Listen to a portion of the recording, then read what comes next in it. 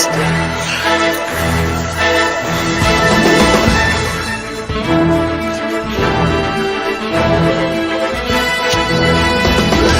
comes a new challenger!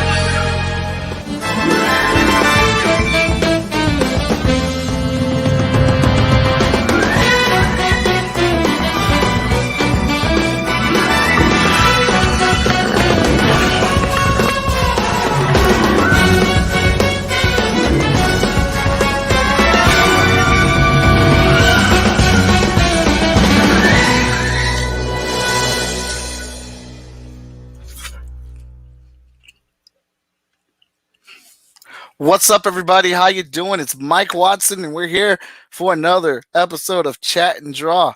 Took Thursday off, and we're back with a strong episode. We're closing up this week with the season finale coming up on the end of the week or whatnot. We got a great guest on here. Some of you, we are twitching to 3 networks for the first time. More power, more streaming power. We are on YouTube, the face of books, and Twitch. So, if you're watching on there, thanks for tuning in. Give us a follow, give us a share. Let's help me expand the audience here. Now, you're probably like, well, I don't even know what this show's about, and I dang sure don't know who you are. No problem. Let me give you a little information about me. I happen to be the publisher of Short Fuse Media Group, founder of Freestyle Comics, one half of the good, the bad, and the nerdy, the most enthusiastic person in comics, sometimes going by the name of the Superman brother. I am Mike Watson, your host today and every day that we have Chat and Draw. Now, Chat and Draw is a little show where I sit down with another fellow creator or perhaps a fan, and we chat while I draw either their character that they created for a comic book that we're talking about, or a fan's favorite character and why it's their favorite character or whatnot. So we're here. We've been doing it. We're coming up on the 2nd season ending. We're about 25. We're about 20. We're almost 50 over. We're over 50 episodes. We're probably like 52, 53 total episodes for this show. I can't thank you all enough for being on the show, supporting the show, sharing the show, getting us out there. The Volume 1 book, done. That's done. Working on the post-production work for the Volume 2 book and putting together some pretty nice things that'll go all along with all that stuff that we'll announce later. Maybe we'll announce that on season finale day once we get it all worked out. I don't know. But we're here. And we got another awesome character to talk about today. All right, so if you notice, I've already put some comments up there. Oh, what up, J-Man? What's up, Daniel? What's up, Moana? Nice to have you guys all here in the building with us. I got this website. I got a Kickstarter here.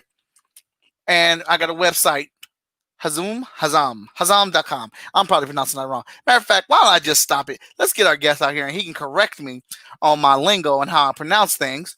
And then, he can talk about and brag about why we are even here today. And let's get, where's my thing at? There it is. Here comes a new challenger! What's up, man? What's going on, Mike? In the building. How are you? I'm good, man. I am good. How you doing? Doing good. We're here. Oh, hello, Kara. Nice to meet you. Glad to have you here with us today. So, I think I pronounced your website wrong, man. Go ahead and tell everybody about yourself, what we got. I know we're talking about a Kickstarter today. We're talking about a comic book today. All types of goodness. Go ahead and tell everybody who you are. Hi, everybody. I am Rodney Fyke. I am the creator and writer of Roadkill Rampage, which is the Kickstarter. And I am with Hazzum Productions. Hazzum. That's how you pronounce it. So, yeah. Do books, Peanut Pudding and Jelly, Pitter Patter, a book called Unchained, and our new book, Roadkill Rampage, which is the Kickstarter currently live right now. Roadkill Rampage. Okay, so is this based off personal experience? It sounds so close to home. Yeah, yes and no. The genesis of the story is based on personal experience. I have a part-time day job where I deliver cars for a fleet company, and I'm in Cincinnati, Ohio. So I go to the 6 or 7 surrounding states: Ohio, Kentucky, Indiana, Michigan, Pennsylvania, West Virginia, etc. So one Friday afternoon, I was in Columbus, and you live in Columbus, so you know it's in a perpetual state of construction. Yes, it is. I wish they stop. Yes. So it was hot summer Friday afternoon, and I was sitting in construction, and on the side of the road, it was going about 5 miles an hour, and on the side of the highway was this little baby raccoon laying with his back to the road, and I thought, I know he's dead, but there's no visible sign of trauma or anything like that. So I get up alongside of him and get to the point where I can see his little face, and he just looks so serene and so peaceful. His arm was extended out, and I was just, okay. So then I thought to myself, where was he going? Who's waiting on him? Who's going to be missing him? And then I thought about, where does the soul go at that point? Because it's a young death. Is he hanging around? Is he aggravated because he's dead? Did somebody hurt him intentionally? So all this stuff started racing through my head. So I grabbed my cell phone, pull up my recorder, and start talking into my phone. About 25 minutes later, I had the issue. I had Roadkill Rampage. Wow. Okay. Yeah. So when I got back home, I sat down and I wrote it all out. And it was initially conceived as a one shot, but as got into the nuts and bolts of it and started working with the artist Eamon Hill on it, it just mushroom cloud into this huge, just kept getting bigger and bigger. And I thought, okay, well, we working together so well that let's go ahead and expand it, because all these ideas started coming to me, and all these situations started opening up. I was like, okay. So let's turn it from a one shot to a 4-issue miniseries, which is where I'm at now. So the book, if you're interested in the Kickstarter, the book is completely done. It's just waiting to go to the printer. And I actually have the script for issue 2 completely done. And Eamon and I met last week and went over. I thumbed out the entire story, and we met at Starbucks and sat outside and went over everything and make sure we were on the same page. Everything. He offered some suggestions. I offered some suggestions. And so he's starting on issue 2. So that's already in the can, or it's getting in the can. There we go. Mm-hmm. And I am on actually writing the script for issue 3 currently. Okay. So we are waist deep in this, and it's just become a lot of fun. I'm liking that pose, man. That's pretty sharp. Thank you. All right, so I love how this is crafted. How this came about. I think this is really cool. The fact that you get out your car, looked at some Road Rage Rampage, and started scrapping a story together. Like, it really got the gears working. All right. We got J-Man. J-Man, thanks for being in the building. Says, hey, Rodney, with your traveling part-time job, sounds like you probably drove through my hometown where I was born, Evansville, Indiana. Yeah, I actually lived there for 7 years. Okay. But I lived here in Northern Illinois for the last 30 years plus. Yeah, I actually lived in Evansville from the time I was 5 through 11. And actually, our all-ages comic, Peanut Pudding and Jelly, if you go to the website, you can get the issues. On the interior front cover of issue 1 is a news article from the Evansville Courier of us 3 little kids, and it chronicles our events, and those chronicles are the basis for issue 1 of Peanut Pudding and Jelly. So, yes, I actually was in Evansville 2 weeks ago for work. Picked up a car there. So yeah, shout out to Evansville, Indiana. Shout out. So, talk to us about this Kickstarter. If you guys are just tuning in, I did put the Kickstarter link in the comments. So it is Kickstarter hashtag or /project /Hazzum Roadkill Rampage. And all you gotta do is just copy that link in there. I'm gonna put it in here again one more time for you, just so it's concurrent. That's all. I am digging streaming across 3 networks, man. That's awesome. It's pretty good, ain't it? Yeah, StreamYard just it was just 2 at first, and I guess StreamYard did an upgrade. Like now Yeah. you can have 10 people on at once, and you can stream to 3 networks. Yeah, we're loving StreamYard. Yeah, it's awesome. And just when I was like I couldn't get any greeter, I was like, man, because I do the first level, which is like 2 people streaming or 2 streaming networks. I was always like, man, if I could just get one more, I don't want to upgrade to the higher price to get 5 or 6. I just want one more, and then they give me one more, and I'm sitting here like, man, if I could have one more streaming network. Yeah, it's. I'm telling you what, man. Since the whole pandemic has hit, everybody's gone online, and it's been a blessing for us because we didn't have a really big online presence before the pandemic. Yeah.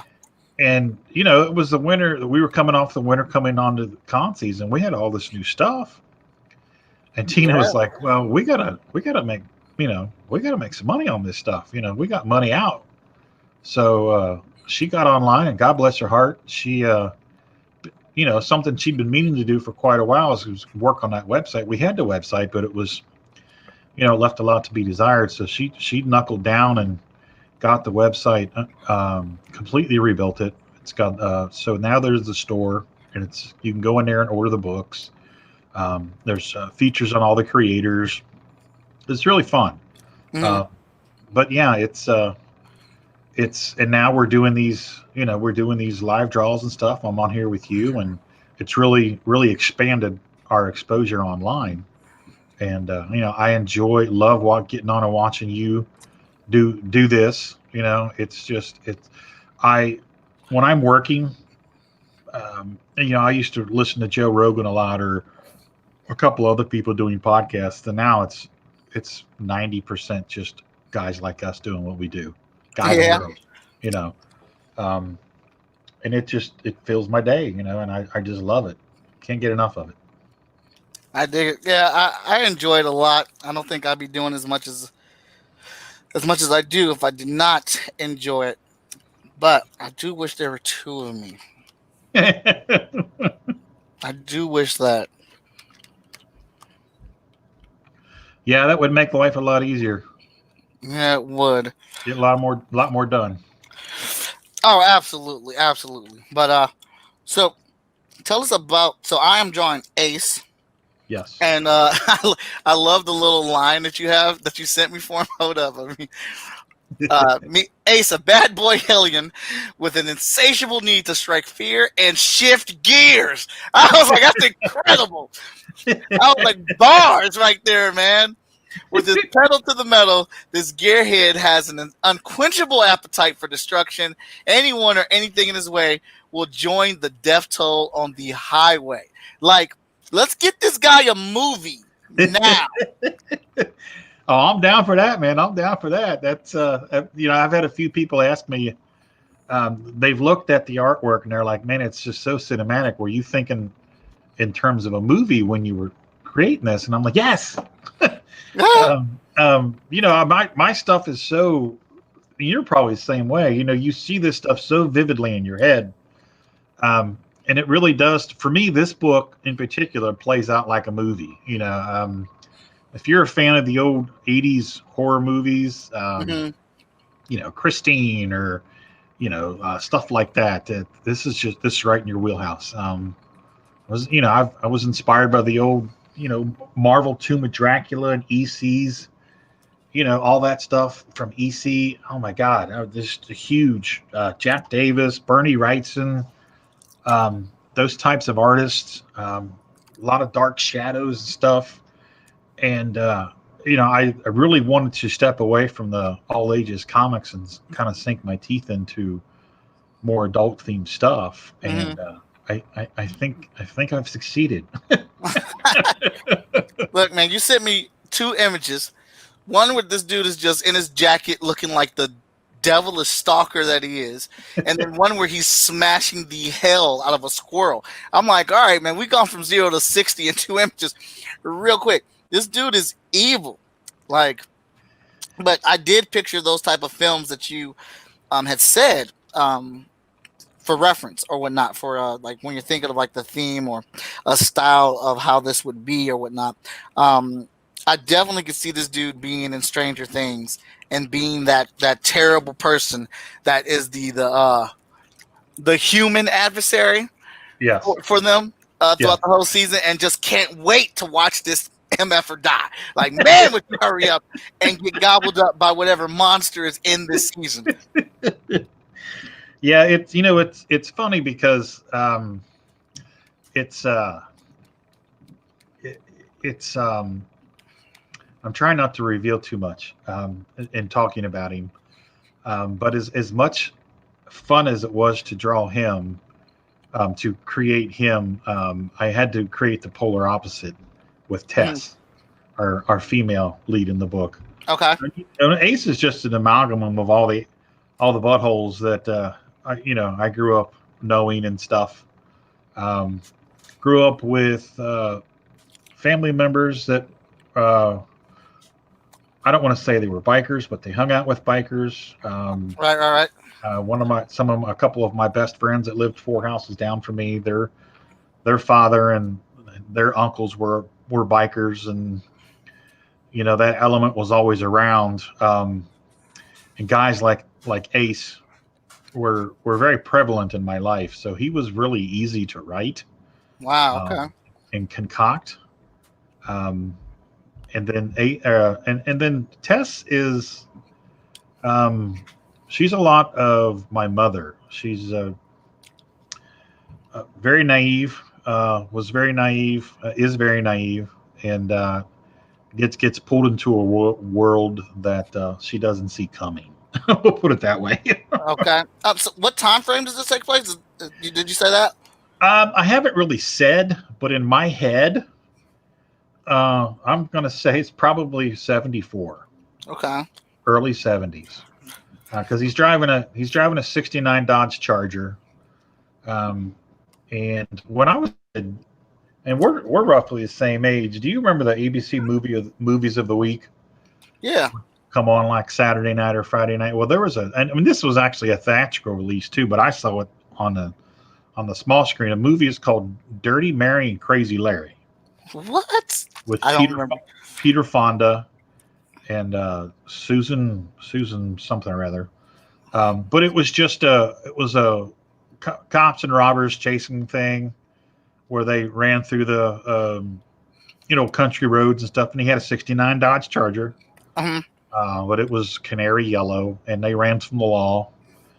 And when I was a child, we were living in Evansville, Indiana, we were there because my stepfather at the time took a job and kind of moved my mom and us away from her family. So he was out working. He was an iron worker, so he was on location a lot and wasn't there. So on the weekends, we would drive back to Cincinnati every weekend, back and forth, which is about a 4-hour drive from Evansville to Cincinnati. So we spent a lot of time on the road. Listened to a lot of radio, saw a lot of Roadkill. Right. But that movie just resonated with me because it was just, we were on the road, they were on the road. And that's kind of when I started coming up with the idea for the story, that's kind of where I was pulling a lot of my influence from, that and the old, Christine and Silver Bullet, American Werewolf from London, and all those early 80s movies, Stephen King type stuff. You nailed it before when you said Stranger Things. Yeah, I mean, it's just that kind of vibe, that kind of feel, which is exactly what I was going for. And I think we hit the mark. Wow. This is, I think, I've drawn some crazy people for Stephanie Menard. They don't necessarily have any superpowers, but they're just messed up in the head. So you get to join that gallery for me. That's great. Yeah, man, I feel like this dude's like really sick. Ren McKenzie's in the building all the way from VA, his new home, that punk. What's How you up, doing, Ren? How you doing, man? You still talking to him? Every once in a while, man. He's in our chat, so he sees our messages. I haven't directly talked to him. You ran him over the coals pretty good last week. Dude, I got to. Best friend moves away. We've been together for so long. He knew it was coming, man. Oh yeah. And I made a comment. When you guys were on there, I watched a lot of it, and it's I know you guys were clowning and you were having a lot of fun, but that shit sucks. When Yeah. when your friends grow up and move away and do what they do, and when it happened to me, I said that Camelot was dead. Mm-hmm. And that's exactly how I felt, because it's we were the Knights of the Round Table. We did everything together. We went from one side of the country to the other doing what we were doing. We grew up together, Right. through the 80s and the 90s and all that stuff. And then when it fell apart, when everybody moved away, it was soul crushing, So I knew exactly what you were going through. I felt for you because I'd been there. I appreciate it. Now we're talking about so this guy's a lot of inspiration from your past, your history, and things like that. While you're, I've done a bit of that in my comic book as well. Does it help you? Do you feel like it's almost therapeutic, or or is it just a way for you to get out some old feelings that you never dealt with? No, it is therapeutic, and I've dealt with the feelings, Uh-huh. and it's just you are what you are. You write what you know. Mm-hmm. The first rule of writing, and a lot of the themes in here are stuff that I'm very familiar with. Again, I'm kind of laboring not to give away too much, but a lot of the themes are were prevalent in my life. Strong female character,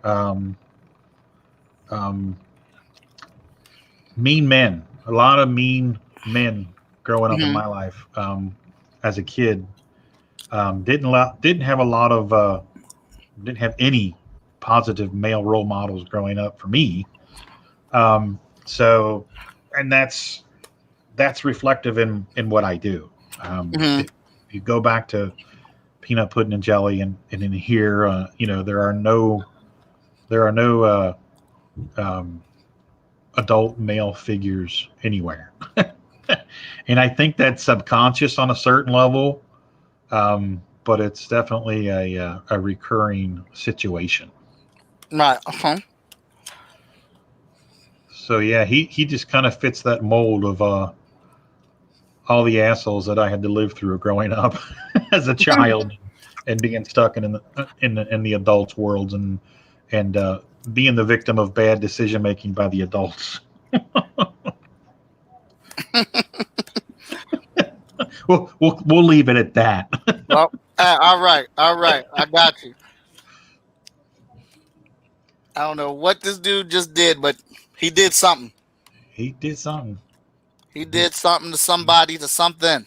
He's got it all over his hands too. Yeah, he do.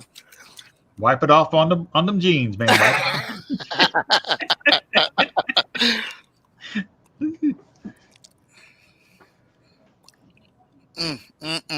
All right, so talk to us about this Kickstarter. What type of rewards do you have on the Kickstarter going on?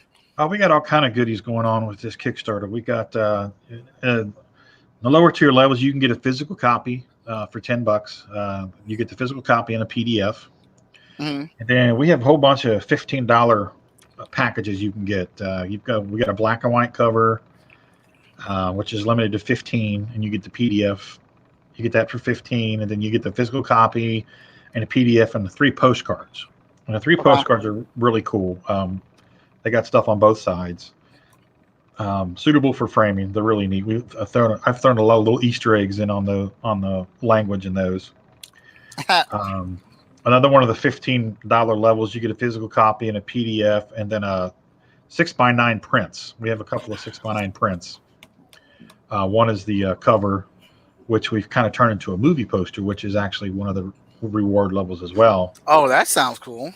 Yeah, it's really cool. And the last $15 reward is a physical copy and PDF, and then you get the stickers. We got some really cool stickers of some Roadkill. Okay, of Roadkill. Yeah, they're not fluffy, cute animals. They're roadkill animals. So it is a horror book. So we have to have appropriate stickers. Right. Absolutely. So the poster, we made a movie poster, and it's a 24 by 36. So it's $25 level. You get a physical copy and the PDF and the 24 by 36 poster. That's what's up. And that poster is dope. I'm just telling you. Because I was like, I gotta have this poster. It's got to be a movie poster, and I got to hang it in the studio. So, Okay. Do you have an image of it on your computer? I'll let you share the screen. let me see. How do we do that? I believe it's on the Kickstarter. Where did it go? I had it pulled up. Oh, there it is. I am liking how dark and evil this guy is, man. I've drawn a lot of villains this season. That's good. Villains are visually appealing. I tell you, they're nice looking. You know what? Tina's got all of those on her computer. All the images. It's on the Kickstarter. It's actually it's on the team, just below the team list of the team, and there's the Roadkill Rampage poster. It's got the creases. Looks like it's been folded in the quarters. If you go there, you can check it out. I don't think that let me see if I. Well, you can share your screen too. If you're at the Kickstarter page, you'll be able to share that. Okay, how do we do that? At the bottom, you should have a little screen that says "Share Screen" at the bottom of the StreamYard. Let's see. Share screen. There we go. And let's see. Select window or screen. Okay, we're going to do that. Wait a second. Hang on, let me get to it. There we go. And then go back here. And where'd you go? Right there. And select screen or window. I did that. Firefox share indicator. Allow. Let's see what this does. Allow's always good. Looks like you're starting to get it. I got your screen up here. I see it. There we go. No. Nope. Hang on. Let's try it again. Okay. All right. We got time. Sorry. I've begun this inking process on your boy, so we got time. Okay. Let's try this again. Let's go back here. Let's stop screen. Let's try it again. Share screen. Select window or screen. We're going to go to Firefox. Amanda just sent it to me.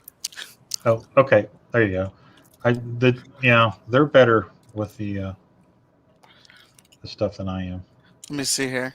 I draw pretty pictures. All right, hold on. Oh, wow. I'm going to keep this for myself. Hold on. I'm going to stop sharing that screen. I'm going to pull this screen up. And let me see. Finder.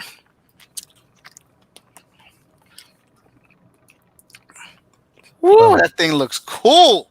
There you go. Yeah. Now, does that just scream 80s horror movies to you or what? Yes, I absolutely love the lights on that car. That looks great. Yeah. Yeah, and props out to Eamon Hill, was the artist on this, and just phenomenal. He's a local tattoo artist, and I met him. We have a Cincinnati Comic Creators Club, and we meet on the second Tuesday of every month. There's a bar here in Cincinnati where we meet. They have a back room, and we meet there, and people are encouraged to bring their work or just come and hang out and vibe off of each other. It usually lasts 2-3 hours. Yeah.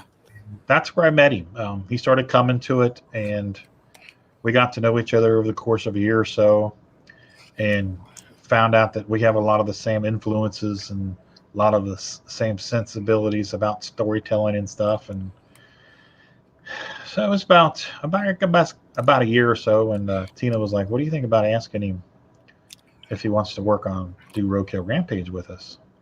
And I said, "Well, it's doesn't hurt to ask." So Does not. yeah, I asked him about it, and he wanted me to explain it to him, and I gave him the rundown for it, and he had a couple of concerns about some of the things that were going to happen in it, and wanted to know what my approach was going to be with it, and I told him that I was really heavily influenced by Alfred Hitchcock, whereas I like to infer stuff Okay. and don't show as much because the imagination is more powerful than anything you can show on the screen. And he was like, "Right on, I dig it." He's like, "Yeah, I'm in. Let's do it. Let's do it." So he was on board, and he's just crushed it. Absolutely crushed it. He does everything digitally, and he prints it out on Blue Line. And Haley's in the building. What's up, Haley? What's Brad's going in the on, building. So Go ahead. he prints it out on Blue Line, and then he inks it and then does a gray wash. So it gets that real tonal feel to it. Well, I'm gonna tell you this right now, Rodney. You're on my nerves. I'm on your nerves. Uh-oh. Yeah, because this episode, if my editor sees it, it is nothing but giving him more proof that I should be inking my comic book. Well, I tell you what, it's looking good. I don't like know the way you got that highlight on the crown of his head there. I don't normally do shadows and stuff all like that, but I feel like this dude needs to have some shadows on here. Yeah, he's got a lot of stuff going on in them shadows. A lot of evil lurking in them shadows. Right. Sounds like it. So, I don't know if this is a spoiler for you or not, but I do this thing where I teach kids and stuff, and one of our lessons we were dealing with bullying or whatnot, and I was explaining to the kids as we were going over stuff that, for the most part, most people are not evil people. They don't just come at you because they want to see the world burn or anything like that. Now, don't get me wrong. There's biscuits. There's one or two of them that are like that or not. But Ace, is he somebody that's been through some traumatic stuff that's pushed him like this, or was he just born a bad apple? I think a little bit of both. There may be extenuating circumstances in as far as where they go and what happens to them. Because there are certain areas that you go to that have a nasty influence on the weak-minded. So again, without giving away too much, that's how I'll put it. Yeah, to say he's evil, he's a young guy that he knows what he wants, and he's gonna get it regardless of who gets hurt in the process. Mm-hmm. And then outside influences and or / forces can influence the weak-minded. And so I'm kind of tiptoeing around, not giving away too much. Oh, you're fine. I'm gonna make you spill something though, but I'll just slide right now. So you said the female character. What's her name again? Tess. So what exactly is her role in this comic, and what is she to Ace, or what is Ace to her? They're kind of on their first date. It's a nice sunny day, then they decide to go out for a drive in the country. Mm-hmm. And it's funny because during this pandemic, there's a lot of things we can't do. So a lot of times, to clear my mind, I'll get in the car and just take a drive, like a 2 or 3 hour drive, mm-hmm. just to get out of the house. And I usually find myself in a small town somewhere in Ohio or Kentucky or Indiana. I love those little small towns and the architecture, and all the roached out old buildings and stuff like that. And so I think that's why this book kind of has that feel to it. But yeah, Tess is she's turned into so much more since I started writing the book. And again, we'll try not to give away too much. She has grown more than anybody else in the book. But yeah, she too is an amalgam of women in my life who aren't terribly educated, but they're good people, and they become the victims of circumstance. And she has to try to wrestle her way out of it and make it through. So, and that's what she does. There you go. Look at that. Look at that. I love it when a good selection does what it's supposed to do. Yeah, I'm sitting here watching. I know exactly what you're trying to do. Trying to close off all the areas so we can see what it looks like, and if he likes what it looks like, he's going to keep going. Exactly. J-Man has a question. It says, Rodney, any characters you created but scrapped, and have you thought of bringing them in the future projects? It's funny. Yeah, I saw that question. I was waiting for you to see it or read it. Actually, Jay, issue 2, I wrote and thumbnailed out 17 pages. Actually, 13 pages, because I had this opening sequence that burned so vividly in my mind, and that we scrapped it. We didn't use it. We went a different direction. So we were going through reward stuff for the Kickstarter, and I came across those thumbnails, and I was like really lamenting how, because the sequence is really cool in the situation, and I'm trying to figure out how to work it into either issue 3 or issue 4 of this series. And the characters, they're innocuous. They can be anybody really, but the situation. But yeah, I have created characters in the past that have been scrapped and that will eventually see the light of day in some other form, some other book, maybe the same book. Then Michael, I'm sure you've come across that yourself, where it just doesn't fit where you're going, so you have to regroup it and but you don't throw those guys away, those characters away. You save them for another opportunity somewhere else.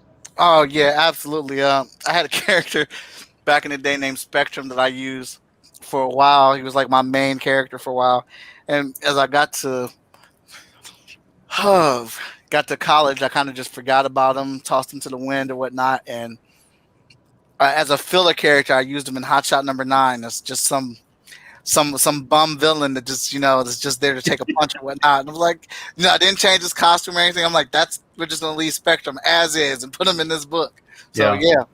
That's funny. Yeah, I've got a whole man.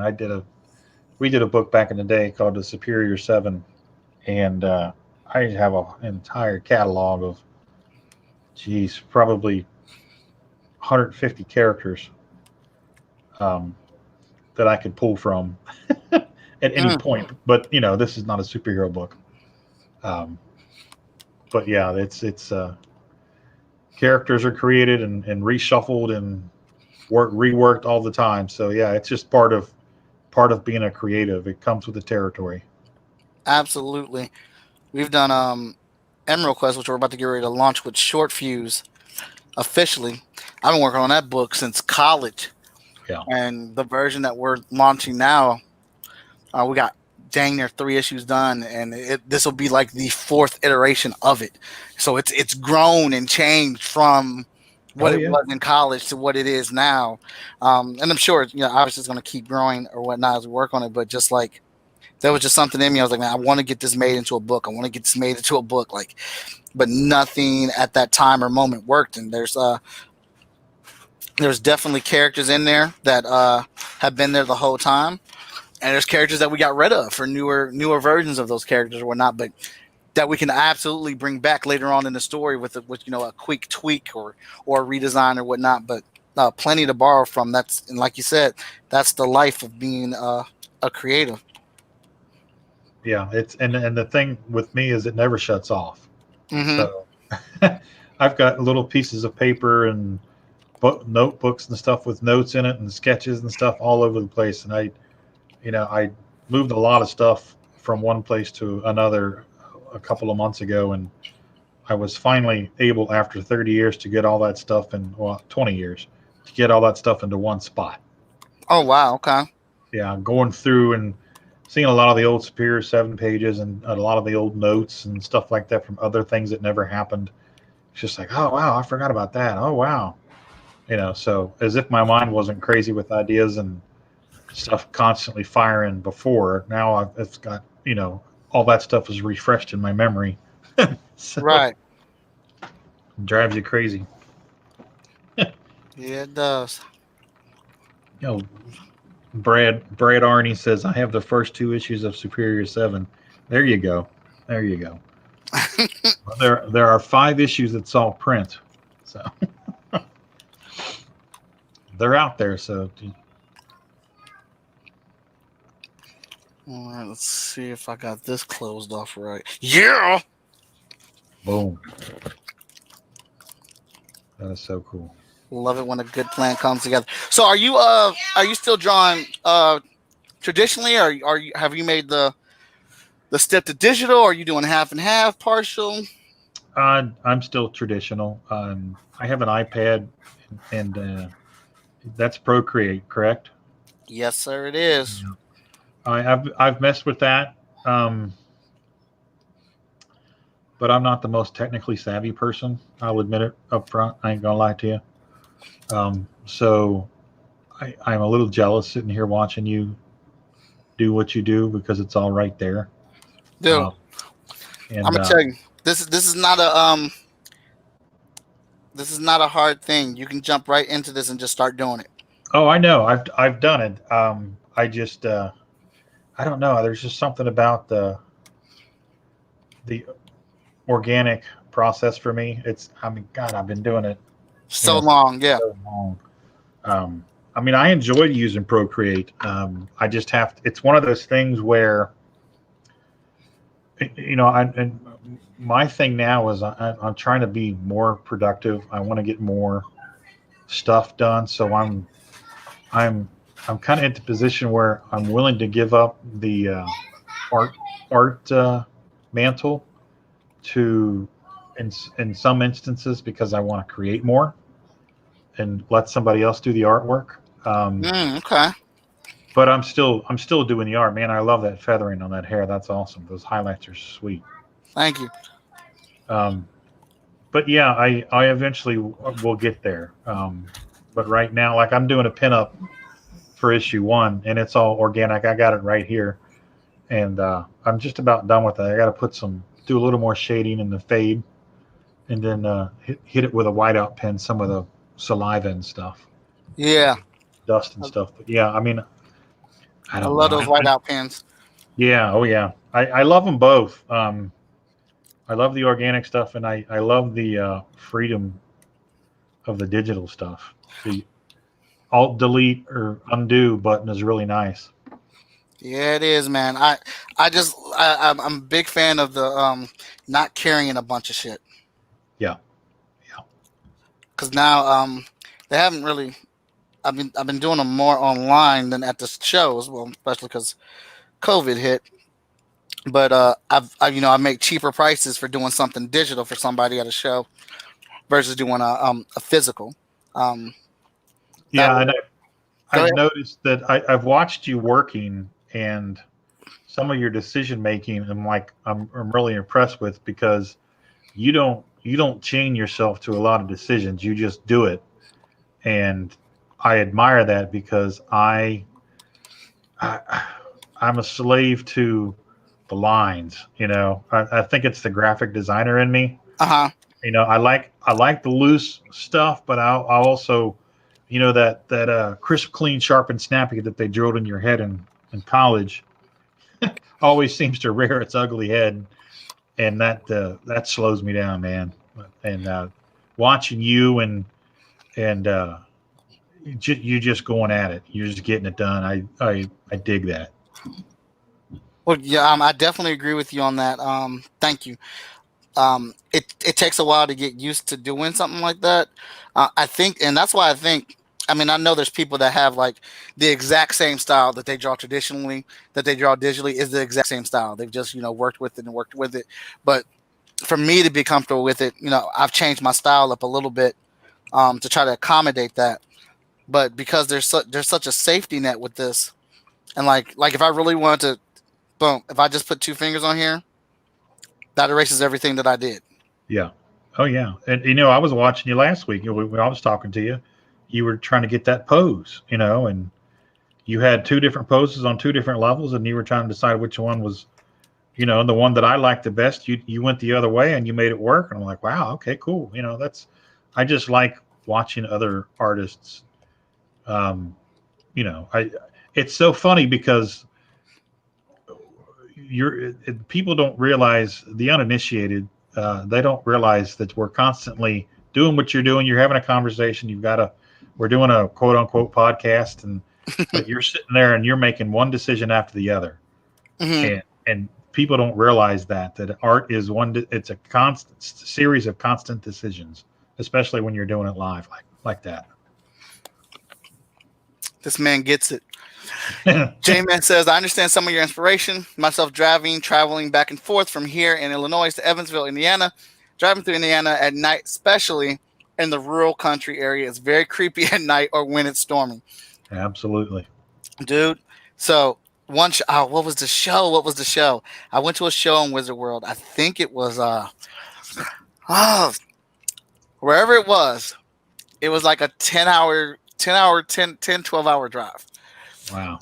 And it was through the mountains and stuff. And I went there by myself. I mean, Victor was there and stuff, but he had a flight. So I had to drive there. And I was being brought out there as a guest, but I had to drive. So I was like, cool, whatever. All right, I got it. I'm going to go. I'm like, so we started driving. On the way back home, the more the weekend went, I was like, oh, shoot. I'm about to drive back at night. Oh, yeah. That's a long drive, man. I do not like mountains at all. And then when you're driving and all the mountains are silhouetted, dude, my imagination be going crazy. I just think like master mode is going to rise up from the mountain or something. And then, I'm going to hear this thunderous stump. And all I see is Godzilla's foot coming down in the background. And I'm on this swervy ass mountain hill in the dead of night. I remember I was riding back one time with Ren, Victor, and a couple other people. And Ren made up these damn creatures that eat the trash that falls on the floor of the car while you're driving. Oh, man. And they track it. And he kept that thing going. And I knew he made that crap up. But I always looked at them trees, man. I was always afraid something was going to be there. Yeah, I know the spot exactly what you're talking about, too. And coming, you were probably in Carolina somewhere, Heroes World or something. Yeah. Through those mountains where it looks like, and the first time I did it, I got such a case of vertigo because the mountains are cut diagonally, and then you're coming over the peak of that hill, and when you come to the apex of it, you're overlooking this huge valley in front of you, and it's just like, oh my God. And I've driven through that at sunset. I've driven through that at sunrise. I've driven through it at night. I've driven through it at night when it was storming. So I've seen it from several different lenses, and every one of those lenses is scary as hell because that perspective, it just makes you feel like you're driving off the edge of the earth, and it's so wild. Not a fan. Yeah, it just drives your imagination crazy. And I want to go out to these further shows or whatnot, and I'm willing to drive, but I said I'm not doing that drive by myself no more.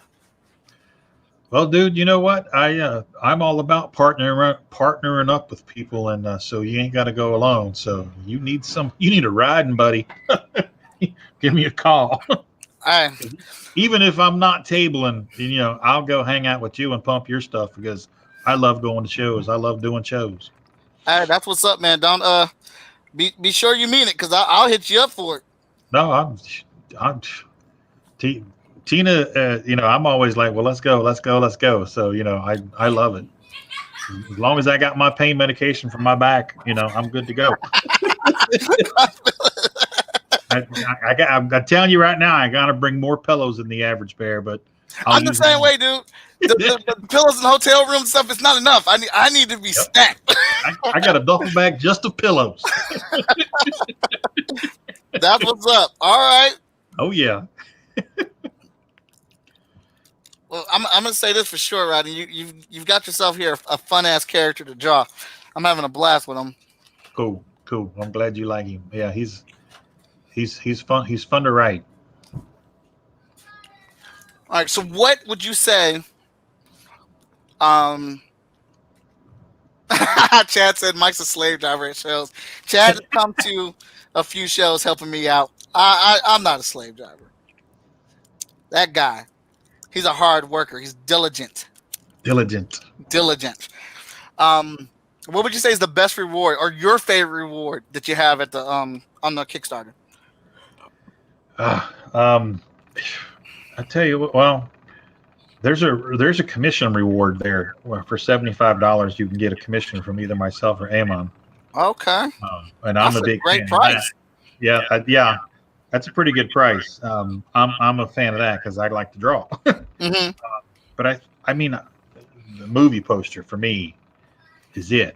Obviously, there's original artwork there. But for me, it's that movie poster because it is so cool. Our graphic designer and letterer, Dave Lentz, when he showed that to us, my mouth hit the floor. I was like, what? I just love it. It's so boss.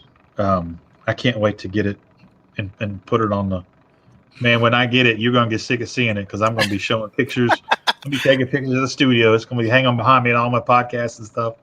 You can be like, Rodney, come on, man. Nah, man. With that poster. Nah, I know how that goes. You go right ahead. While we're talking about the Kickstarter, I just shared that link one more time to the Kickstarter. So here's the thing with Kickstarters, ladies and gentlemen. There's several ways you can support.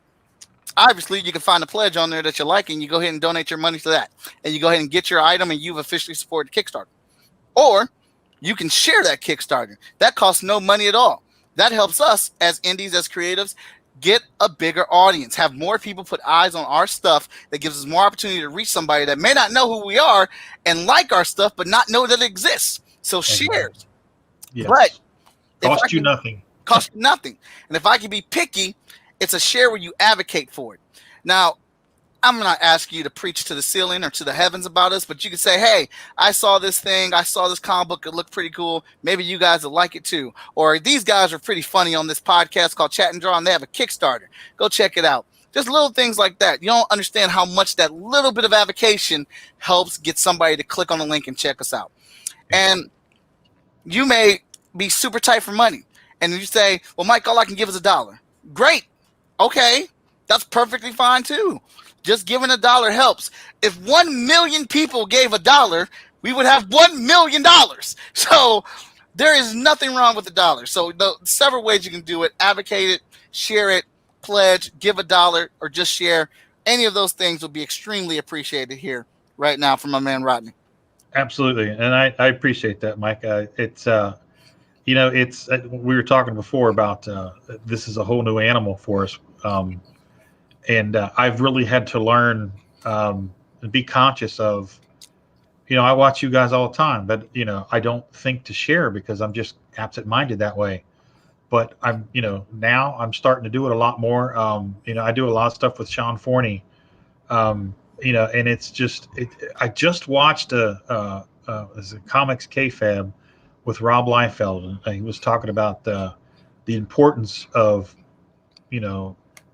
pimping your own stuff, because you're the only one that's going to do it, and helping other people do it. And that's just, it's so monumentally important for people like us because we don't have that big promotional house that's going to be pumping us constantly. And you pump yourself as much as you can, but pumping each other, because you have an audience that I don't have, and I have an audience that you don't have.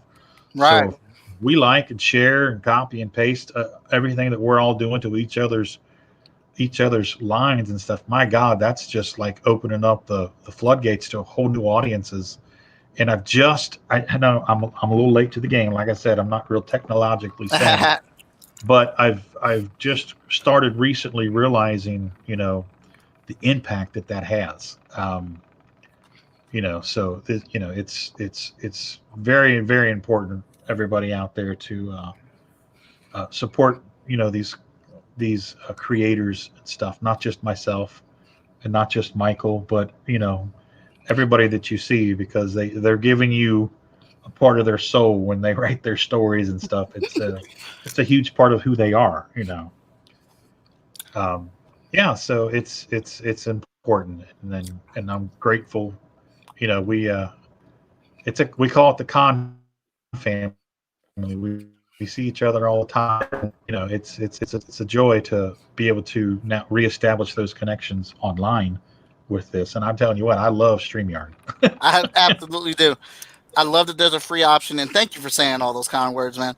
I You're love welcome. that there's a free option for it, and then there's also a paid option as well, and it does real good. Danny D said they grabbed the character likeness for issue 2 off your Kickstarter. Oh, that's right. Yes. What's going on, Danny D? Yeah. So there's all kind of ways you can hop on there and participate. You can just get you a physical copy. You can get you a digital copy. We've got the colored cover. We've got the black and white covers. Very affordable stuff. There's commissions you can get from myself for Amon for only $75. And for those of you that get commissions, that's a really good price. That's a Um, really good price. yeah, and we're trying to unlock the bumper stickers at 2,000. We're currently at 1846. So we're trying to unlock that 2,000 level to get the bumper sticker, and then 2,500. If we unlock that level, we're going to get pinups from Sean Forney, Adam Fields, and Luke Stone. So get us to that level and unlock some awesome pinups from some awesome people. That's what's up. Let's push and make that happen. Man, I don't know what your boy did, but he did something.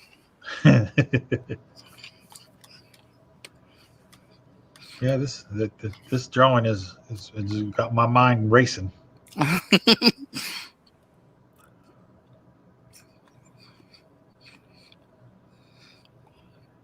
Yeah. See, Danny knows this commission is a super deal for sure. Yeah, and I've been telling people, if they want to get commissions, the best bet is to come onto the show because that's where I have the best price for it. Yeah, absolutely. So you said earlier that you do digital commissions at the shows, right? Uh huh. So what do? You just send them the file when it's done? Send the file right then and there. Yeah, when it's done. Oh, that's cool. Now you got me thinking. Well, yeah. So even if someone doesn't want to do it, it adds value to the actual traditional piece. Yeah, absolutely. So it's like, yeah, I can do a traditional piece for you, man. It'll be on this Bristol board, 11x17, full color. But it's like $150. Or you can get a digital one. I email you the high res file. You can print it off, do whatever you want for $50. Yeah, that's a hell of a deal. That's a hell of a deal. Because if they've got the high res digital file, they can do anything. They can make a poster out of it, trading cards, whatever. Right. So I don't care. From the world famous Mike Watson. Come on now, you can't beat that. Now, is it? Do you prefer Mike or Michael? I don't care either way. Either way, okay. It's whatever people feel comfortable with. Most times people end up calling me Watson. Watson. Yeah. Do they preface it with elementary? I might get that every once in a while. Okay. Man, that's hot. That's hot. I can tell you right now, man. I'm definitely enjoying your boy right now. I can tell you're kicking it.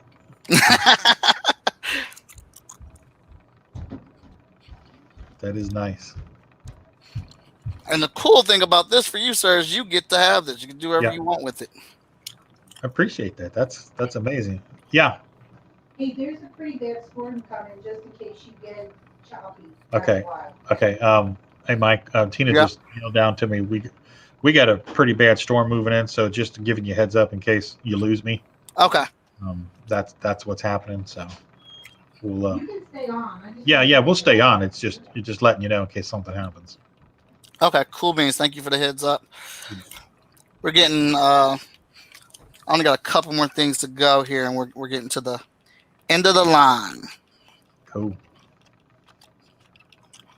So you got any other projects in the works, or? I do. I keep having to put it on the shelf because we're working with the Kickstarter for Roadkill Rampage, but I am writing issue 2 of Pitter Patter. Okay. And I've actually had to restructure that because it sat on the shelf for a while, and it's gotten to the point where we've added so much to it that it's gone from a 16-page book to a 24-page book. So I'm adding whole extra chunk of stuff into it, and I'm having to rework the first part of it because of that. And so I'm working on that, and we have another book called Unchained, which is available. It's actually that's one of the tiers in the Kickstarter. You can get I think that's the $30 tier. You can get all the number ones of the adult themed stuff from Hazzum at Hazzum.com. You can get issue 1 of Roadkill Rampage, issue 1 of Unchained, and issue 1 of Arcana Vaquero, which is Amon's book that he wrote that he's producing. His wife Lish writes the book, and he does the artwork for it.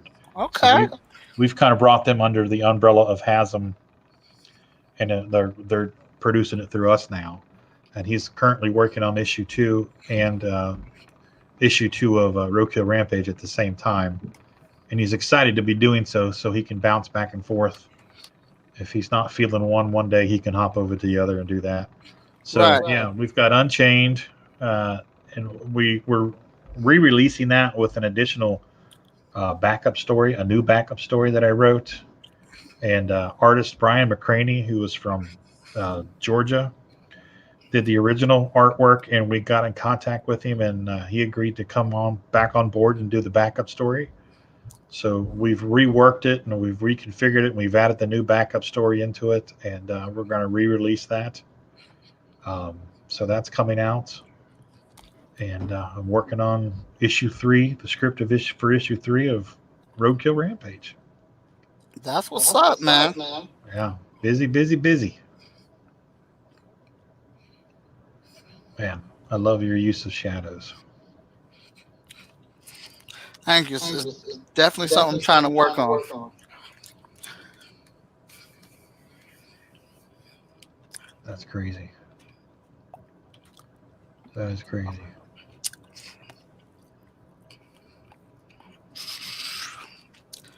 All right, what's that?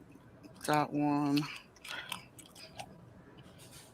No, I want like a yellow.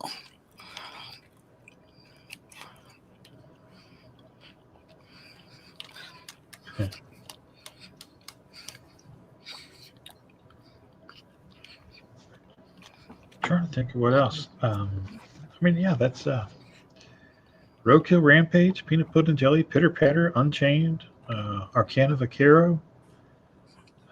You can find me at the Art of Rodney Fyke on Facebook, on Hazzum.com. I'm on Instagram, Twitch, Rodney Fyke Art at Twitch. All over the place. Doing what we do. Doing what we do. I'm on the last bits here, right before I do the replay. Felt like there's a car behind him with the headlights on. Like, you're told that story, and this is why I sometimes I try to prep depending on like what it is. Like if I have like multiple characters or a lot for the piece. I'll try to get some prep work in, but for the most part, I like to do these things live and come up with the idea as I'm talking to the creator. Yeah. And your story is what lit me up. So in this, I imagine he just got out the car, man. He hit something. The headlights are beaming, and he came out there to finish the damn job. I like it. I love it. That's awesome. And the lights are hitting like the back of them Yeah, because they're like high beams. That's beautiful.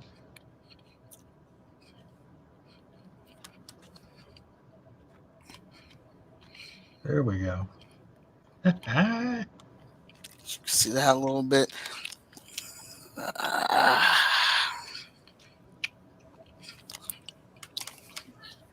Love it. Yeah. This guy's definitely fun. That Works. That works.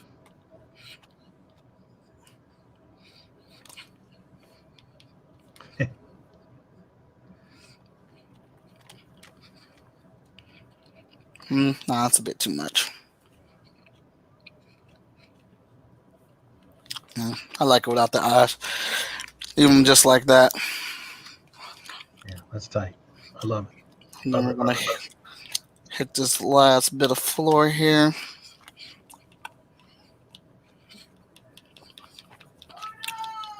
You should put a little bit of the yellow headlight reflecting in that blood. Oh, thank you, sir. Yellow. Let's go.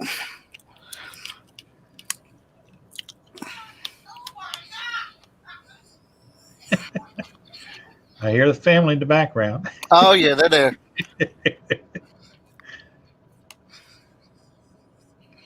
Love it.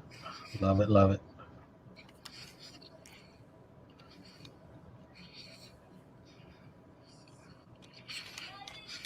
That's gorgeous. Thank you very much, man. It was super fun to draw.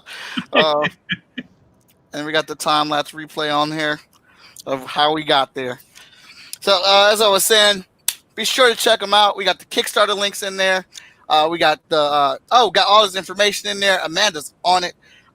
Be sure to give him a follow. Check out that Kickstarter. See if there's a pledge you like. If not, that's fine, man. You don't have to. You know, everything is for everybody. But if you can give us a share so other people can see it.